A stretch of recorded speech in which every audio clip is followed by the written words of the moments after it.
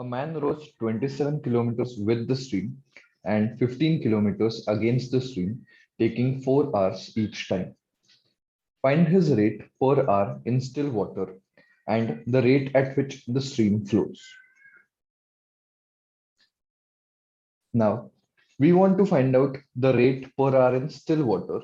That means we want to find out A, and rate at which the stream flows. That means B.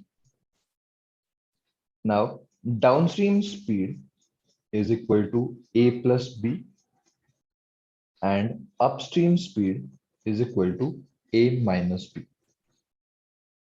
Now, the general formula for speed is distance upon time.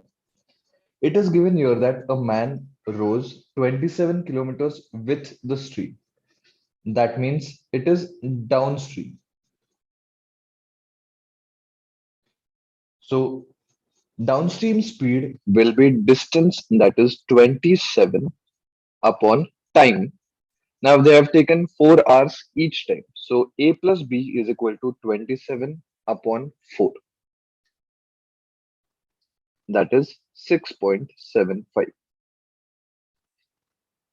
And upstream speed will be equal to, now 15 kilometers against the stream. That means this is upstream. So it will become 15 upon 4, because upstream time is also 4 hours. So this comes out to be 3.75. So we have these two equations. A plus B is equal to 6.75 and A minus B as 3.75. Now, if we add these two equations, you will get 2A, B and minus B will get cancelled out, is equal to 10.5. So therefore, we get A is equal to 5.25. Now, if we substitute A in any of the equations, we will get the value of B. So 5.25 plus B is equal to 6.75. So therefore, B comes out to be 1.5.